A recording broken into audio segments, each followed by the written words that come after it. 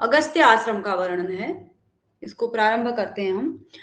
तस्यांच दंडकारण्य अंतः पाति सकल भुवन विख्यातम उत्पत्ति क्षेत्रम इव भगवतो धर्मस्य सुरवती प्रार्थना पीत सकल सागर सलिलस्य मेरु मत्सरात् अंबर तल प्रसारित शिरः सहस्रेण दिवस कर रथ गमन पथम अपनेतुम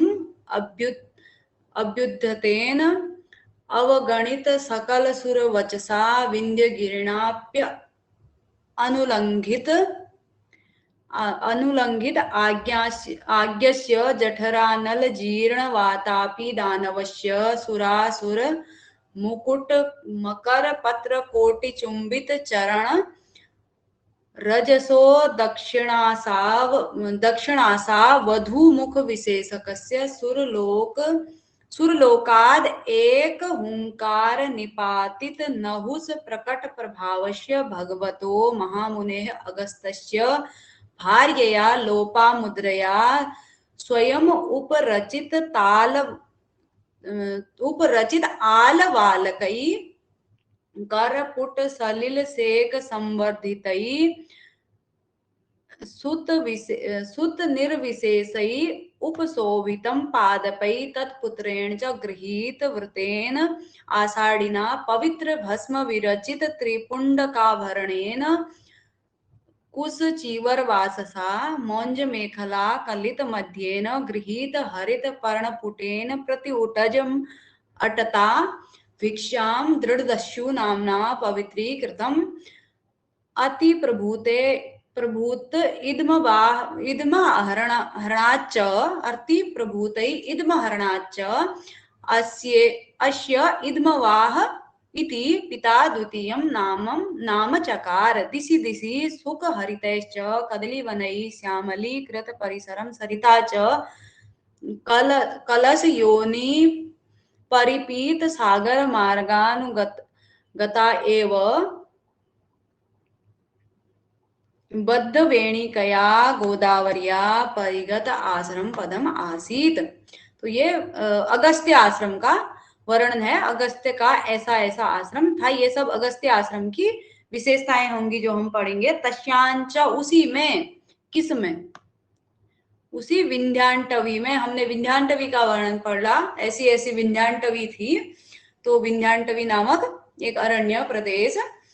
उसका वर्णन पढ़ा। तो उसी विंध्यांटवी में क्या था? दंडकारण्य अंतःपाती। दंडकारण्य, दंडक नामक अरण्य, दंडक नामक वन के मध्य में, अंतःपाती उसके मध्य में स्थित सकल भुवन विख्यातम, संपूर्ण संसार में विख्यात। रोहित जी भी जुड़ चुके हैं, इनका भी स्वागत है। सकल भुवन विख्यातम, समस्त संसार में विख्यात। उत्पत्ति क्षेत्रम इव भगवतो धर्मस्य, भगवान धर्म की उत्पत्ति का क्षेत्र। ठीक। अगस्त्यस्य आश्रम पदम आसीत, ऐसे बनेगा। सुरपति प्रार्थना पीत सकल सागर सलिलस्य। सुरपति प्रार्थना पीत सकल सागर सलिलस्य अगस्त्यस्य आश्रम पदम आसीत। सुरपति किसको बोलेंगे? कमेंट में लिखेंगे। प्रार्थना, सुरपति की प्रार्थना से पीत, पिए गए, सकल सागर सलिलस्य, संपूर्ण समुद्र के जल से, जल पिए हुए, जिस व्यक्ति ने संपूर्ण सागर का जल पिया, बिल्कुल ऐसे अगस्त्यस्य आश्रम पदम आसीत। सुरपति की इंद्र की प्रार्थना पर सकल सागर के जल को पीने वाले अगस्त्य का आश्रम था। मेरु मत्सराद अंबर तल प्रसारित शिरः सहस्रेण दिवस कर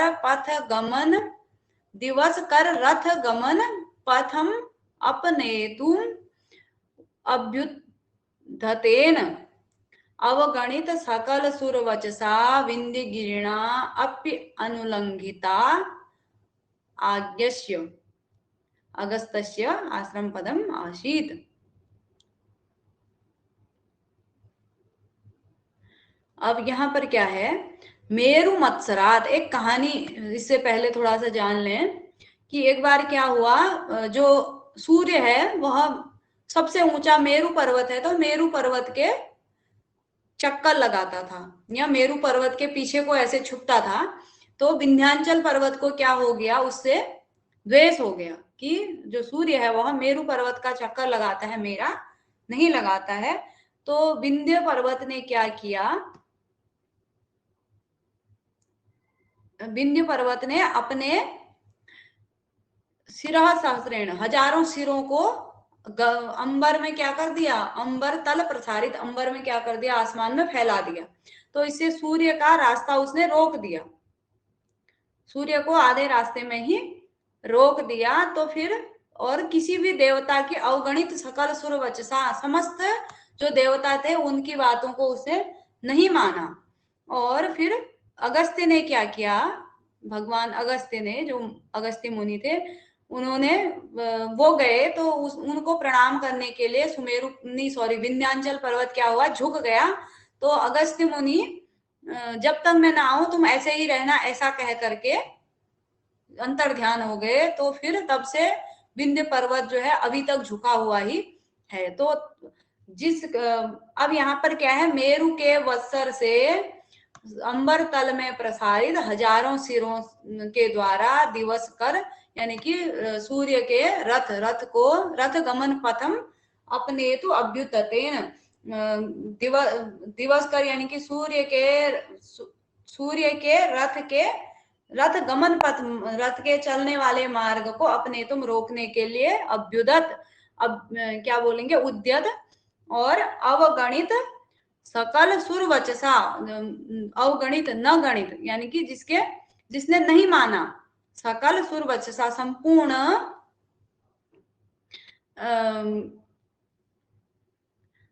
सुर यानी कि देवताओं के वचनों को विंध्य गिरणा, ऐसे विंध्य गिरणा विंध्य गिरी ने भी, विंध्य गिरी के द्वारा भी अपि अनुल्लंघित आज्ञस्य अगस्त्यस्य आश्रम पदम आसीत। विंध्यगिरी के, ऐसे विंध्यगिरी के द्वारा भी, ये सब विंध्यगिरी के विशेषण हो जाएंगे। विंध्यगिरी के लिए कहा गया मेरु मत्सरात अंबर तल प्रसारित सिरा सहस्रेण दिवस कर पथम दिवस कर गमन पथम अपने तु अभ्युदतेन अवगणित सकल सुर वचसा विंध्य गिरिणा। सब में तीर्थ है। तो विंध्य गिरिणा, ऐसे विंध्य गिरिणा अपि, विंध्य गिरी ने भी अनउल्लंघित आज्ञा से, जिनकी आज्ञा का उल्लंघन नहीं किया, ऐसे अगस्त्य का आश्रम था। ठीक। उसके बाद जठरानल जीर्ण वातापि दानवस्य अगस्त्यस्य आश्रम पदम आसीत। जठरानल, जठर अग्नि के द्वारा जीर्ण समाप्त कर दिया वातापी दानव को, जिन्होंने, ऐसे अगस्त्य का आश्रम था। एक वातापी नामक दानव था, तो उसे उन्होंने क्या किया, अगस्त्य मुनि ने उसको निगल करके अपने पेट में ही समाप्त कर दिया, अपनी जठराग्नि से क्या कर दिया, उसको समाप्त कर दिया। तो एक कहानी प्राप्त होती है, क्या था कि वातापी नाम का एक राक्षस था, उसने एक बार ब्राह्मणों को अपना स्वयं भेड़ का रूप धारण करके ब्राह्मणों को क्या किया, भेड़ का मांस खिला दिया, मतलब उसी को काट करके खिला दिया। और फिर वो क्या करता था, खुद जीवित हो जाता था। राक्षसों को जैसे उसने ब्राह्मणों को उसने अपने वहां निमंत्रण दे करके भेड़ का रूप धारण करके मांस खिला दिया अपना ही, और फिर वो उनके पेट में जीवित होकर के उनका पेट फाड़ करके बाहर निकल जाता था। तो इस प्रकार से ब्राह्मणों को ऐसे मार देता था। तो ये अगस्त्य मुनि भी एक बार उसकी सभा में भोजन करने गए, तो भेड़ का रूप धारण करके फिर से उन्होंने उस अगस्त्य और इलबल और वातापी नामक जो राक्षस था, उसने क्या किया, अगस्त्य को भी वो मांस खिलाया। तो अगस्त्य ने उसको पचा दिया, फिर वो जीवित नहीं हो पाया और उनकी, अगस्त्य की जठराग्नि से वह खत्म हो गया उनके पेट में ही। तो इस प्रकार की कथा है। सुरासुर मुकुट मकर पत्र कोटि चुंबित चरण रजसो दक्षिणासा वधु मुख विशेषकस्य अगस्त्यस्य आश्रम पदम आसीत। सुरा सुर असुर मुकुट मकर पत्र, सुर और असुर देवता और दानवों के मकर मुकुट में लगे हुए मकर पत्र मछली के चिन्ह की जैसी आकृति कोटि चुंबित के द्वारा करोड़ों बार चुंबित चरण रजसो, चरणों की धूली जिनके द्वारा सुर और असुरों के मुकुट मकर पत्र कोटि के द्वारा चुंबित की जाती है जिनकी, और दक्षिण आशा बधु, दक्षिण दिशा रूपी, दक्षिणी नायिका रूपी मुख विशेषकस्य, यानी कि दक्षिणाभिमुखी दक्षिण दिशा रूपी जो नायिका है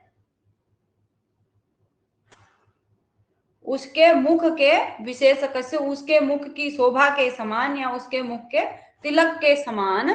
भगवान अगस्त्य का आश्रम था। उसके बाद सुरलोकाद एक हुंकार निपातित नहुस प्रकट प्रभावस्य भगवतो महामुने अगस्त्यस्य। सुरलोकाद एक हुंकार निपातित नहुस, एक बार क्या हुआ, इंद्र को किसी कारणवश ब्रह्म हत्या का पाप लग गया, तो उससे उस समय क्या हुआ, नहुस सबसे शक्तिशाली राजा होगा तो उसे स्वर्गलोक का राजा बनाने की घोषणा हो गई। तो नहुस इतना घमंड में आ गया, गर्व से वो हो गया, तो उसने क्या किया, ऋषि मुनियों को हाँ वो क्या था, वो उसको स्वर्ग का शासक बना दिया और वह इंद्र की पत्नी पौलमी को ग्रहण करना चाहता था। तो पौलमी ने कहा जब तुम ऋषि मुनियों के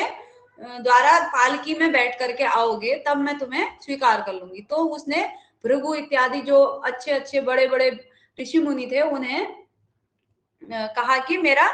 मेरी पालकी आप लोग ढोगे, मतलब मुझे ले चलोगे। तो उसने भृगु के सिर में जल्दी चलो सर्प सर्प ऐसा करके जल्दी चलो कह करके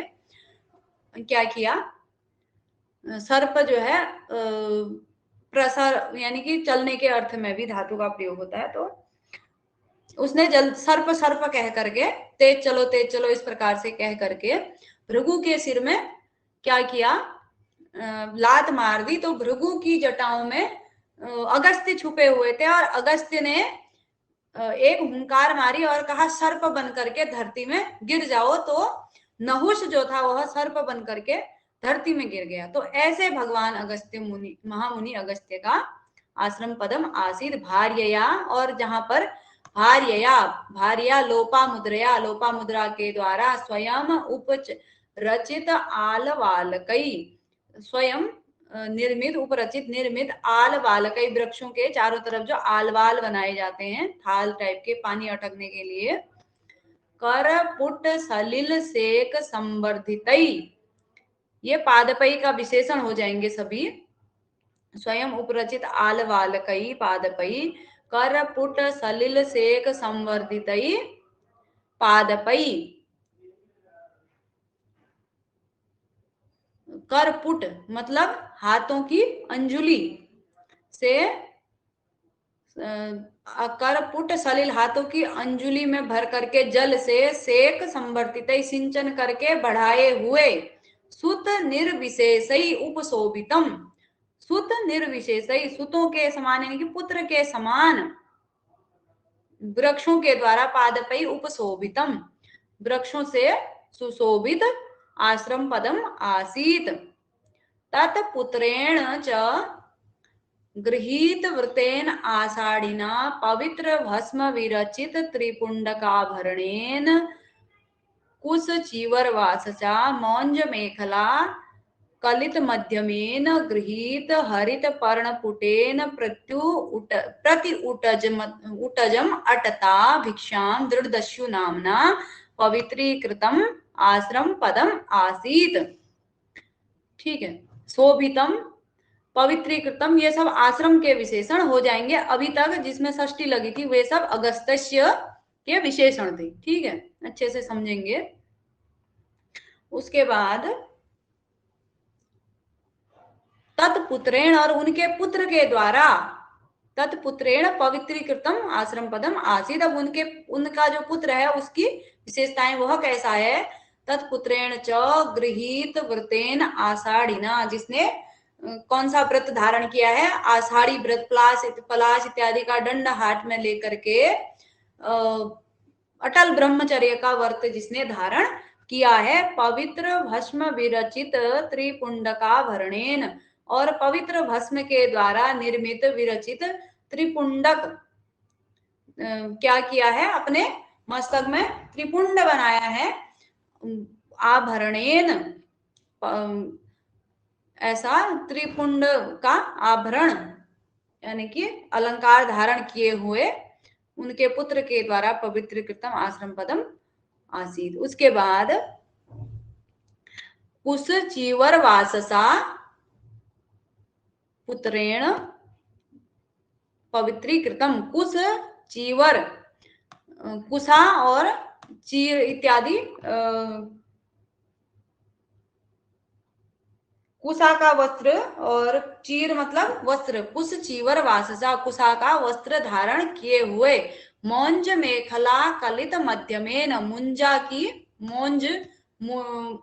जो वो होता है मौंज, एक मूज नामक कोई वनस्पति होती है, उसकी मेखला करधनी बनाई जाती है।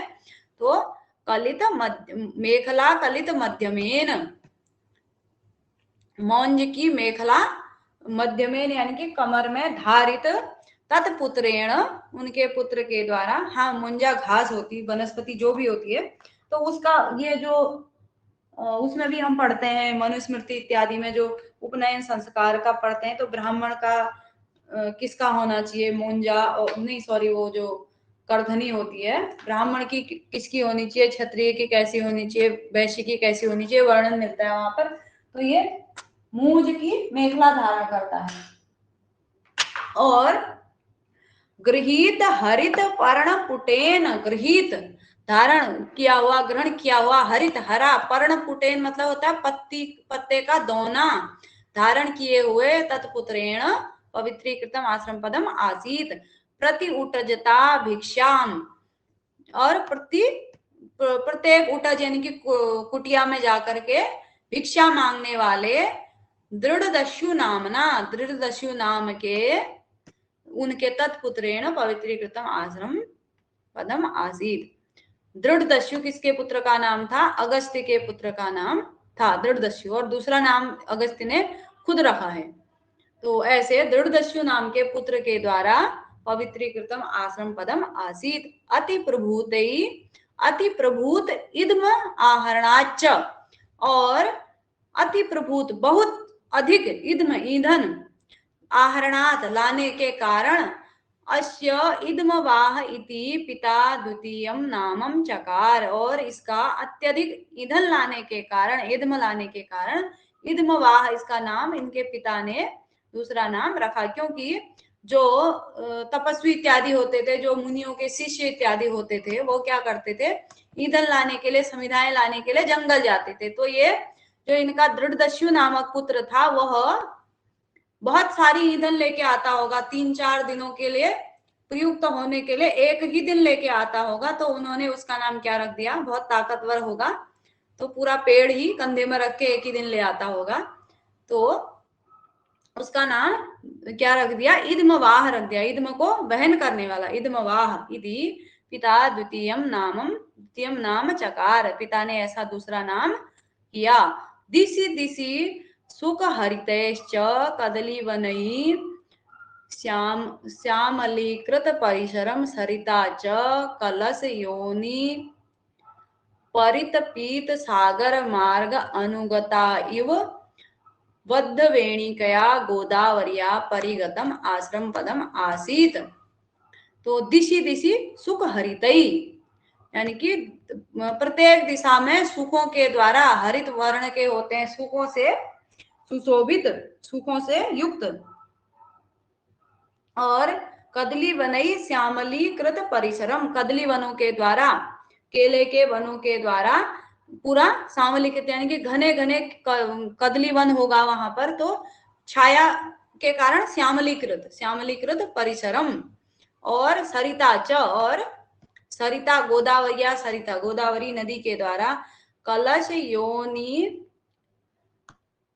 परिपीत सागर मार्गानुगत एव कलश कहा गया है महर्षि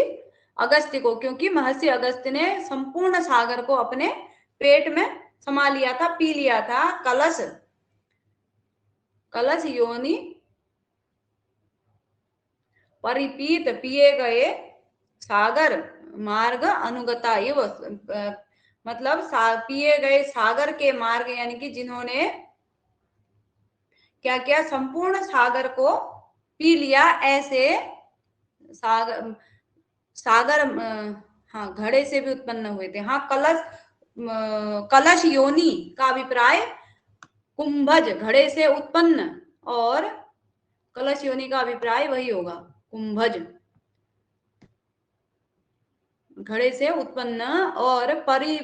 परिपीत सागर मार्ग, जिन्होंने परिपीत सागर मार्ग अनुगत सागर को, जिन्होंने सागर को पी लिया, उनके मार्ग का अनुगता इव उनके मार्ग को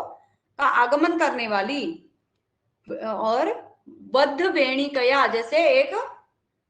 बद्ध वेणी बंधी हुई वेणी के समान, बंधी हुई वेणी के समान गोदावरी परिगत आश्रम पदम आसीत, गोदावरी से परिगत चारों तरफ जिसकी गोदावरी थी, गोदावरी से परिगत मतलब घिरा हुआ आश्रम पदम आसीत। ठीक है, कलश योनि क्या हो जाएगा, ये अगस्त्य का विशेषण हो जाएगा।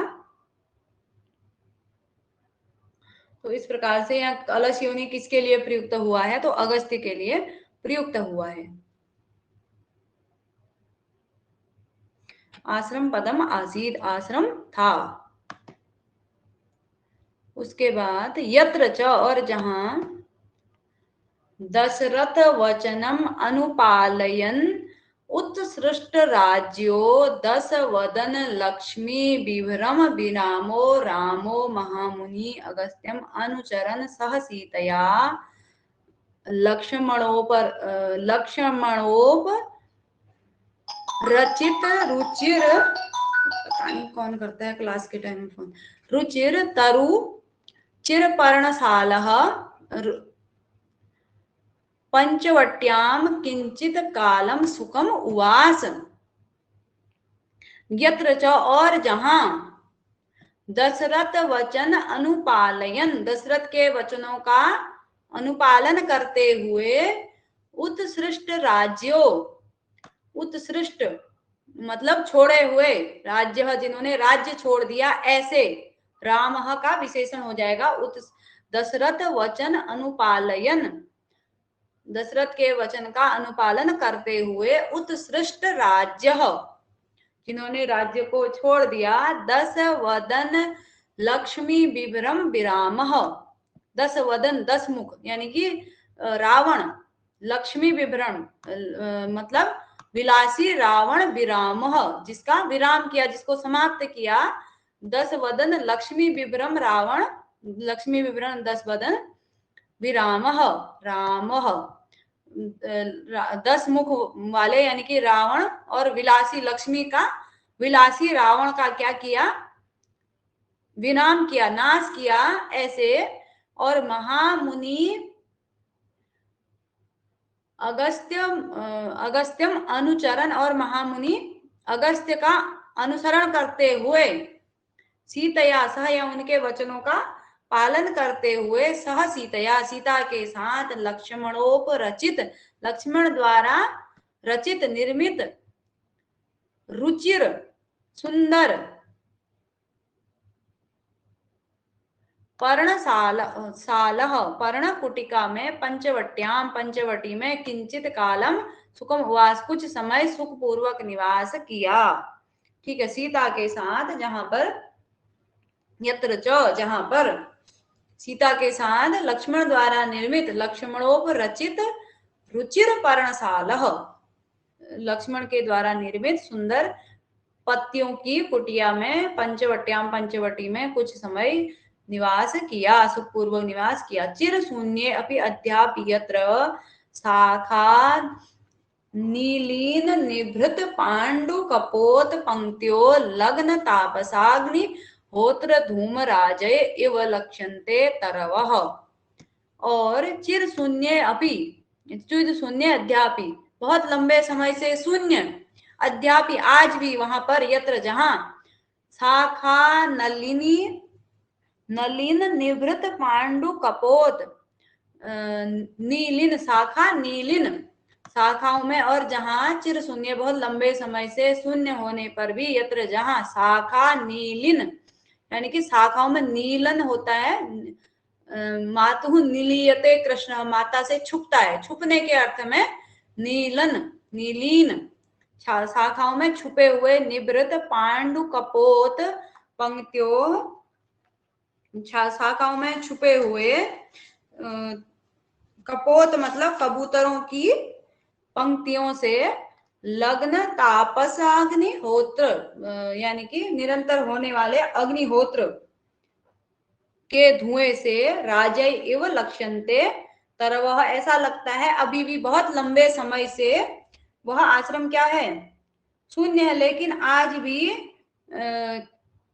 शाखा नीलन निवृत्त पांडु कपोत, उसकी वो वृक्ष जो वहां पर हैं, उनकी शाखाओं में चुपचाप छिपे हुए निवृत्त पांडु, पांडु मतलब श्वेत वर्ण के, कपोत जो कबूतर होते हैं, कबूतरों की पंक्तियों वाले वृक्ष, पंक्तियों लग्न ताप, और अग्निहोत्र, तपस्वियों के निर्मल अग्निहोत्र, जो अग्निहोत्र यज्ञ इत्यादि किया जाता है, उनकी उनके धुएं से, राजा इव लक्ष्यन्ते तरवः, उनसे, उनके धुएं से सुशोभित जैसे वृक्ष लगते हैं, ऐसा लगता है बहुत लंबे समय से वह क्या है, जो दंडकारण्य है अभी भी शून्य है,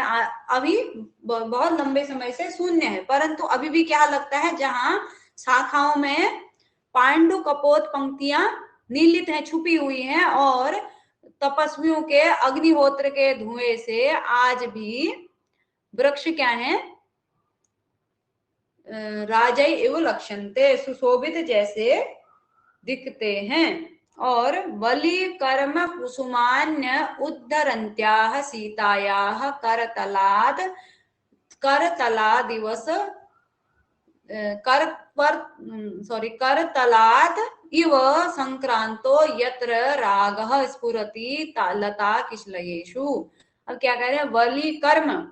यानी कि पूजा इत्यादि के लिए, कुसुमानि उद्धरन्त्या, कुसुमानि कुसुमों को तोड़ती हुई, सीतयाः, कुसुमानि उद्धरन्त्याः सीतयाः, सीता का विशेषण हो जाएगा, फूल तोड़ती हुई, सीतया, सीता के, करतलाद, हाथों के तल से, करतलाद इव संक्रांतो, करतलों से, उसके हाथों से फैला हुआ, यत्र रागः स्फुरति, राग जो है दिखता है, लता किशलयेषु, लता किशलयों में आज भी जो नई नई कोपलें हैं लताओं की, उनमें आज भी क्या होता है, बलि कर्म के लिए पुष्पों को चुनती हुई सीता के हथेलियों से राग संक्रांत, ऐसा लग रहा है जैसे राग फैला हुआ है सीता के हाथों का, तो अभी भी ऐसा लगता है। बहुत समय पहले सीता राम वाली घटना हो गई थी, उसके बाद कब से यह दंडकारण्य शून्य है, फिर भी आज भी क्या होता है, सीता के हाथों, ऐसा लगता है मानो जो वो नए नए किसले हैं वह राग युक्त होते हैं, तो ऐसा लगता है जैसे सीता देवी के हाथों का राग अभी भी उन लता किशलयों में फैला हुआ है। यत्र च पीतोद कीर्ण जल निधि जलम इव मुनिना निखिलम आश्रम पदोपांत वर्तिसु विभक्तम महाहृदयेषु, ऐसा लग रहा है, यत्र, और जहां पीतोदगीर्ण, पी करके फिर उदगीर्ण, जब उल्टी किया, यानी कि पिया पहले जल को फिर बाहर निकाला, जल निधि, सागर को, सागर के जलम इव, जल के समान, मुनिना, मुनि के द्वारा, निखिल आश्रमोपांतवर्तिषु विभक्तम महाहृदयेषु, आश्रम के चारों तरफ क्या किया, जो समुद्र, जो सरोवर है, विशाल समुद्र सरोवर में बांट दिया, यानी कि जो जल उन्होंने समुद्र का पिया था, उदगीर्ण करके उसे मुनि के द्वारा क्या क्या, निखिल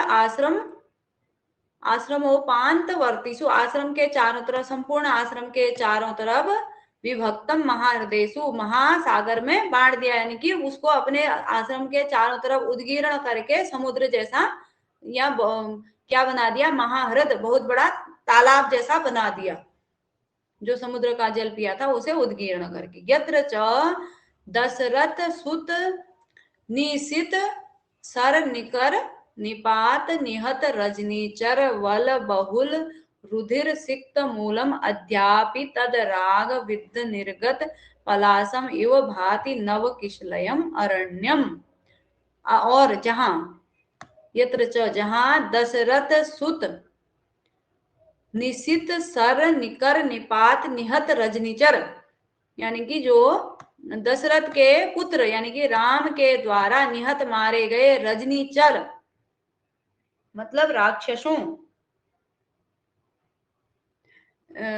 पर जो निशित सर निकर, जो तीक्ष्ण बाण चलाए थे, उनसे जो राक्षसों का क्या हुआ था, राक्षस सेना से बल वहल रुधिर, बहुत अधिक मात्रा में जो रुधिर बहा हुआ था, उससे, उस रुधिर के द्वारा सिक्त मूलम, सींची गई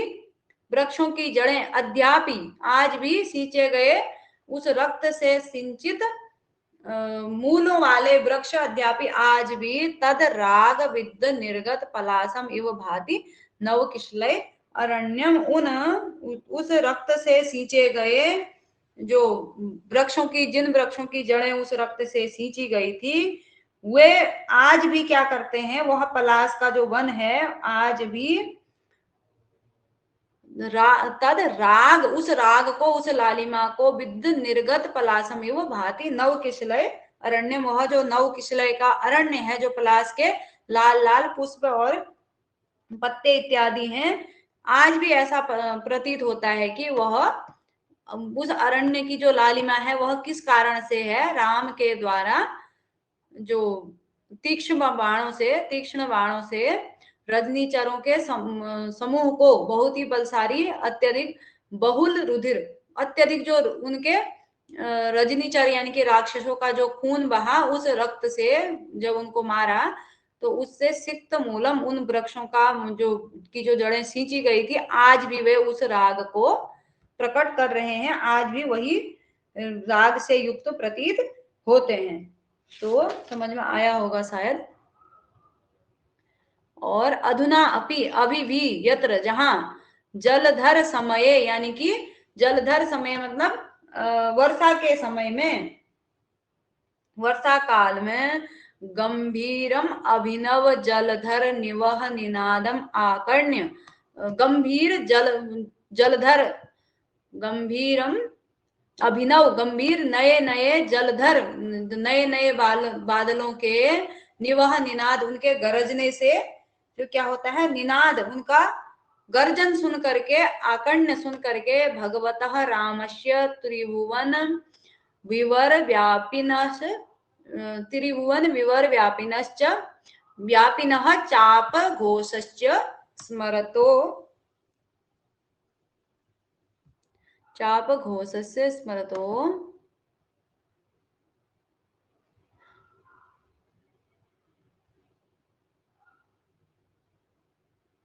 न गृह्णन्ति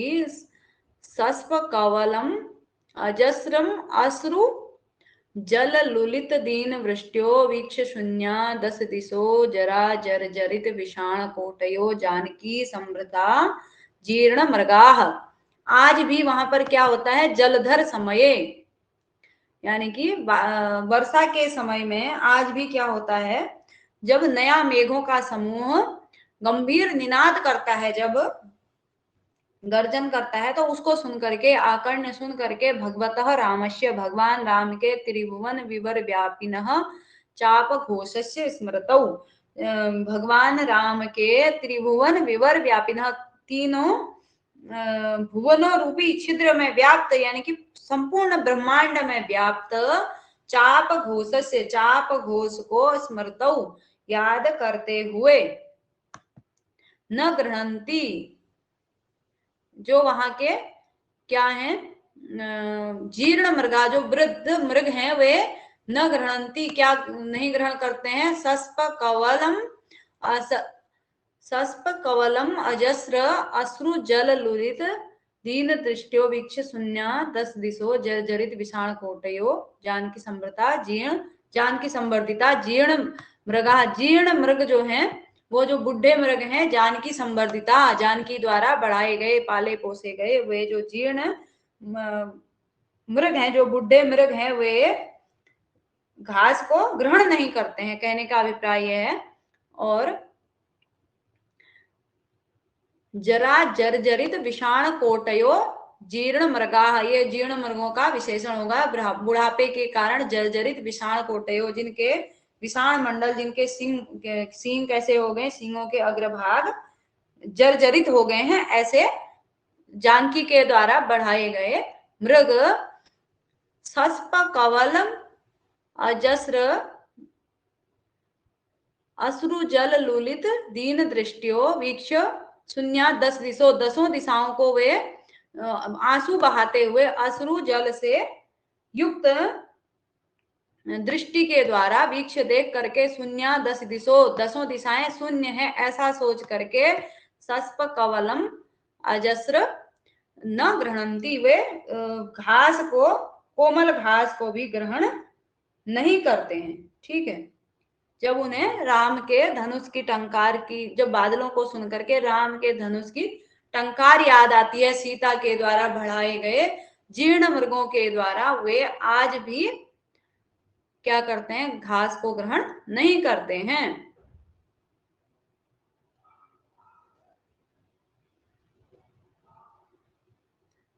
उसके बाद आगे चलेंगे, यस्मिन, और जहां अनवरत मृगया निहत शेष वन हरिण प्रोत्साहित इव कृत सीता विप्रलंब कनक मृगो राघवम अतिदूरम जहार, और जहां यस्मिन, जिस वन में, जिस अरण्य में अनवरत मृगया निहत शेष, भास्कर भाई भी जुड़ चुके हैं, चलिए, तो यस्मिन, जहां अनवरत निरंतर मृगया निहत शेष वन हरिण प्रोत्साहित इव, यस्मिन अनवरत मृगया निहत, निरंतर प्रतिदिन की जाने वाली मृगया, शिकार से निहत से मारे गए उनसे शेष, निहत शेष वन हरिण, उन जो निरंतर प्रतिदिन की जाने वाली मृगया, शिकार से निहत मारे गए, निहत शेष मारे गए से बचे हुए वन हरिण, जंगली हिरणों द्वारा प्रोत्साहित इव, प्रोत्साहित करके, प्रोत्साहित इव कृत, प्रोत्साहित जैसे करके, सीता विप्रलंब, सीता को धोखा देने के लिए प्रोत्साहित किए गए कनक मृगो, कनक मृग के द्वारा राघवम अति दूरम जहार, और जहां जहां निरंतर किए गए शिकार से बचे हुए वन हिरणों से प्रोत्साहित इव, प्रोत्साहित जैसे कनक मृग, कनक मृग के द्वारा सीता कृत सीता विप्रलंब, सीता को के साथ किए गए धोखे से राघवम अति दूरम जहार, राघव को, सीता को धोखा देने के लिए राघव को बहुत दूर तक जो जहां ले गया, उसी दंडकारण्य की बात हो रही है कि वहीं जो है इस तरह की घटना हुई। मेरा आज डिहाइड्रेशन हो गया, ओ कोई बात नहीं, पानी वानी ज्यादा पीजिए, ध्यान रखिए, ठीक है। यत्र मैथिली वियोग दुख दुखितौ दस वदन विनाश पिसुनौ सूर्य चंद्रौ चंद्र सूर्याविव चंद्र सूर्यौ इव कबंध ग्रस्तौ समम राम लक्ष्मणौ त्रिभुवन भयम महच्च क्रतुः। अब और जहां मैथिली वियोगात दुख दुखितो, मैथिली मतलब सीता के वियोग से अत्यधिक दुखित, दस वदन विनाश पिसुनौ, दस वदन विनाश पिसुनौ मतलब रावण के विनाश करने वाले, रावण के विनाश सूचक चंद्र सूर्य इव, जिस प्रकार से चंद्र सूर्य के द्वारा क्या किया जाता है, नहीं सॉरी, कबंध नामक, राहु को कबंध बोलते हैं, राहु के द्वारा, क्योंकि उसका शरीर नहीं होता है, केवल मुंडी ही मुंडी होती है, तो राहु के द्वारा जिस प्रकार चंद्र सूर्य, जिस प्रकार से चंद्र और सूर्य को राहु के द्वारा ग्रहण किया जाता है, उसी प्रकार से समम, उसी के समान राम लक्ष्मण, राम लक्ष्मण को भी कबंध ग्रस्तौ, सूर्य चंद्र के समान राम लक्ष्मण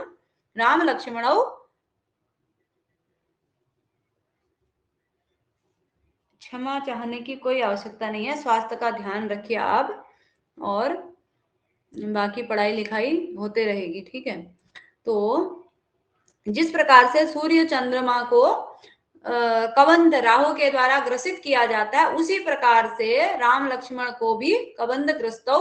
कबंध द्वारा ग्रसित, राहु के द्वारा ग्रसित, और सीता के दुख से दुखित दोनों, सीता के वियोग दुख से दुखित दोनों राम लक्ष्मण त्रिभुवन भयम महच्चक्र, तो महान त्रिभुवन, तीनों लोगों को भयभीत कर दिया गया।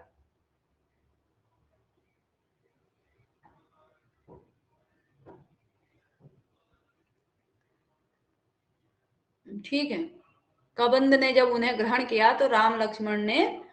तीनों लोगों को भयभीत कर दिया, यत्र और जहां, वहीं, उसी दंडकारण्य में। कबंध, हाँ वही राहु ही है कबंध, राक्षस, कबंध नामक राक्षस। हाँ, दो लिखा है, राहु भी कबंध रूप राहु, या फिर कबंध अलग से कबंध नामक राक्षस होगा। तो हाँ, कबंध नामक राक्षस ने ही, कहते हैं ना, एक पाताल भी ले गया था, अभी कबंध ही था या फिर कोई और था, नहीं वो तो अहिरावण होता है। तो वन में प्रताड़ित किया होगा, राम लक्ष्मण को ग्रस्त किया, करने की कोशिश की होगी कबंध नामक राक्षस ने। तो उसके बाद अत्यायतश्च यस्मिन् दशरथ सुत शरीर निपातितो योजन बाहो बाहु अगस्त्य प्रसादनाथ आगत नहुस जगर काय शंकाम अकरोत ऋषि जनस्य, और अत्यायतश्च यस्मिन, जहां, उसी दंडकारण्य में, जहां दशरथ सुत सर निपातितो, दशरथ सुत, दशरथ के पुत्र राम के द्वारा सर निपातितो, बाणों के द्वारा निपातित, गिराया हुआ, निपातित योजन बाहो बाहु, योजन बाहु नामक एक राक्षस था, उसकी बाहु अगस्त्य प्रसादन आगत नहुस जगर काय संकाम अकरोत ऋषि जन, और जहां राम के द्वारा निपातित, अपने बाणों से निपातित गिराए गए योजन बाहु नामक, क्योंकि योजन बाहु एक लंबे, बहुत 2-3 योजन तक फैली हुई उसकी बाहु होगी, बहुत लंबी बाहु होगी, तो योजन बाहु उस राक्षस का नाम है, उसकी बाहु, योजन बाहो बाहु जब रावण ने गिराई, तो ऋषिजनों ने किस प्रकार की शंका की कि नहुस जो है, जगर मतलब होता है नहुस अजगर, ठीक है, नहुसाजगर, नहुस अजगर हो जाएगा, अजगर काय शंका, नहुस जो आकाश से नीचे सर्प बना करके गिराया था, वह अगस्त्य प्रसादनाथ, अगस्त्य को प्रसन्न करने के लिए, प्रसादन आगत, अगस्त्य को प्रसन्न करने के लिए आ गया, ऐसा ऋषिजनों को क्या हुई, आशंका हुई। जब राम जी ने वहां पर वन में योजन बाहु नामक राक्षस की बाहु को काट करके गिराया अपने बाणों के माध्यम से, बाणों के द्वारा, तो ऋषि जनों को कैसी आशंका हुई कि अजगर काय शंका, नहुस जो है अजगर का रूप धारण करके, क्योंकि उसको सांप बना दिया था, तो अजगर के शरीर की शंका हो गई उस बाहु में, लंबी बाहु जब गिरी तो ऐसा लगा कि ये अजगर के भेष में, क्योंकि अजगर बना दिया था नहुस को आकाश से गिरा के, तो अगस्त्य प्रसादन, अगस्त्य को प्रसन्न करने के लिए आया हुआ अजगर रूपी नहुस है, ऐसी शंका ऋषिजनों ने, अकरोत ऋषि जनस्य, ऋषिजनों ने की, यस्मिन उसी दंडकारण्य में, जनक तनया च भर्ता विरह विनोदनार्थम उटजाभ्याम अंतर्लिखिता यत्र राम निवास दर्शनोत्सुका पुनरिव धरणी तलाद उल्लसन्ति वनचरै अद्यापि अवलोक्यते। अब वनचरों को अभी भी वहां पर क्या दिखता है? जनक तनया जो भरता और जनक तनया भरता, यानी कि जनक तनया सीता के पति विरह विरह विनोद विनोदनार्थम, विरह विनोद के लिए, यानी कि अपने दुख को थोड़ा कम करने के लिए उटजाभ्याम अंतर्लिखिता, उटज में कुटिया में, कुटिया के उटजा अभ्यंतर लिखिता, उटज कुटिया के अंतर लिखित यानी कि चित्रित की गई, यत्र राम और राम निवास दर्शनोत्सुका सुका पुनरिव, जो राम निवास को देखने के उत्सुक लोग अभी भी वहां पर जाते हैं। पुनः इव अभी भी, फिर से धरणी तलाद उल्लसंती, पृथ्वी के तल से उत्पन्न, उल्लसंती जनक तनया वनचरई अद्यापि अवलोकन कहते अभी भी देखी जाती है, यानी कि जो वनचर हैं वे राम निवास दर्शनोत्सुका, राम के वनचरों के द्वारा अद्यापि अवलोक्यते, जनक तनया अद्यापि अवलोक्यते। कैसी? भर्ता विरह विनोदनार्थम उटजाभ्याम अंतर्निहिता जनक तनया, और धरणी तलाद उल्लसंती जनक तनया, अभी भी पुनः धरती के तल से उत्पन्न जनक तनया वनेचरों के द्वारा अभी भी देखी जाती है। तो जहां उटज में, उटज के अंदर राम ने अपने विरह वेदना को कम करने के लिए चित्र बनाया था सीता का, वह जो सीता का चित्र है वह आज ऐसा लगता है जैसे पृथ्वी के तल से दोबारा पुनः ये वो दोबारा उतरी हुई जैसी, पृथ्वी के तल से दोबारा उत्पन्न हुई जैसी जनक तनया वनेचरों के द्वारा अभी भी देखी जाती है। तो समझ में आया होगा शायद, यदि किसी को कोई प्रश्न है तो बताएंगे।